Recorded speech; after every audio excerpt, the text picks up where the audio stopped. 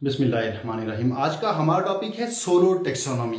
Taxonomy का मतलब है क्लासिफिकेशन, दर्जाबंदी, और सोलो एक एब्रीवेशन है स्ट्रक्चर्ड ऑब्जर्व्ड लर्निंग आउटकम्स।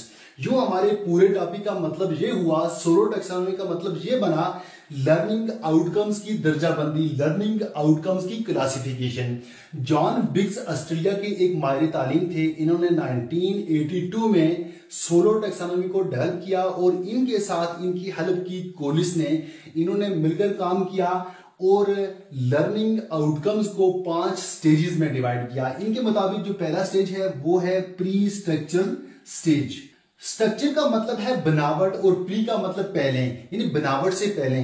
जब बच्चा स्कूल में दाखिल होता है तो उसे किसी चीज का इल्म नहीं होता कि मैंने कौन सा मजमून पढ़ना है, मैंने कौन सी किताबें पढ़नी हैं, कौन सी किताब में क्या लिखा हुआ है, उसे किसी चीज का इल्म नहीं होता। उसके माइंड में, उसके जहन में किसी तरह का स्ट्रक्चर नहीं होता और इसी चीज को कहा जाता है प्री स्ट्रक्चरल स्टेज।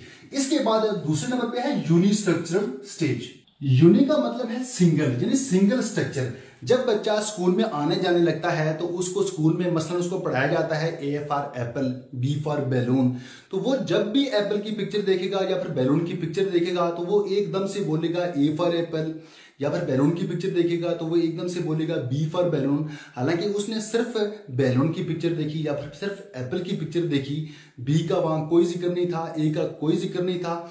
उसने एक ही डायरेक्शन में काम करना शुरू कर दिया। इसी चीज को कहा जाता है यूनि स्ट्रक्चरल। इसको आप आसान जबान में रट्टा भी बोल सकते हैं, यानी बच्चा यहाँ सिंगल डायरेक्शन में काम करता है।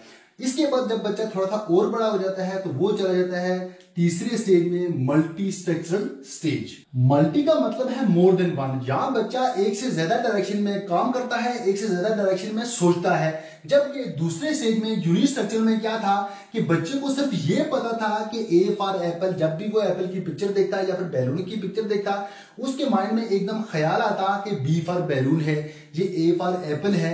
जबकि मल्टी स्ट्रक्चरल में ऐसा नहीं होता। बच्चा मुख्तलिफ डायरेक्शन में सोचना शुरू कर देता है, मुख्तलिफ डायरेक्शन में काम करना शुरू कर देता है। वो चीजों को अपने अल्फाज में बयान करना, डिस्क्राइब करना शुरू कर देता है। अगर एप्पल की एग्जांपल ही लें तो एप्पल को देखते ही वो समझ आता है कि ये एप्पल दरख्त के साथ लगते हैं, दरख्त के साथ पहले फूल लगते हैं और उसके बाद ये फल बनते हैं, फिर ये पकते हैं, उसके बाद हम इनको उतार के, इनको काट के खा सकते हैं। यानी वो अपने अल्फाज में मुख्तलिफ चीजों को बयान कर सकता है, अपनी प्रॉब्लम्स को सॉल्व कर सकता है। और मल्टी स्ट्रक्चरल स्टेज बच्चे का 8th क्लास तक जाता है। इसके बाद जब बच्चा थोड़ा और बड़ा हो जाता है तो वो चला जाता है नेक्स्ट स्टेज में, जिसको कहा जाता है रिलेशनल स्टेज। इस स्टेज में बच्चा काफी बड़ा हो जाता है और यहां बच्चा मुख्तलिफ चीजों को रिलेट करना सीख जाता है, मुख्तलिफ चीजों को आपस में कंपेयर करना सीख जाता है। मसलन अगर उस बच्चे को मोबाइल फोन बताया जाए तो मोबाइल फोन को देखकर वो बता देता है कि ये मोबाइल फोन बेहतर है या फिर दूसरा मोबाइल फोन बेहतर है। वो चीजों के बारे में तज्जिया करना शुरू कर देता है और चीजों को कंपेयर करना शुरू कर देता है। और इस स्टेज में बच्चे का नॉलेज बहुत ज्यादा इंप्रूव हो जाता है। और इसके बाद नंबर 5 जो कि लास्ट स्टेज है वो है एक्सटेंडेड एब्स्ट्रैक्ट स्टेज। इस स्टेज में बच्चों का नॉलेज बहुत ज्यादा बढ़ जाता है। यहाँ बच्चा मुख्तलिफ चीजों को इवेल्युएट कर सकता है, प्रेडिक्शन कर सकता है, मुख्तलिफ तरह की थ्योरीज बना सकता है, हाइपोथेसिस बना सकता है। यहाँ बच्चे, इससे पहले वाले जो स्टेज थे, यहाँ बच्चे डिपेंडेंट थे, अपने वालिदैन पे डिपेंड करते थे या फिर किसी और पे डिपेंड करते थे। यहाँ के बच्चे इंडिपेंडेंट हो जाते हैं और यहाँ बच्चों का ये एक ऐसा स्टेज है कि इस स्टेज में वालिदैन भी बाज़ औक़ात बच्चों से पूछते हैं कि मैंने ये काम करना है, आपका क्या ख्याल है, आप बताएं कि ये काम सही है या नहीं है।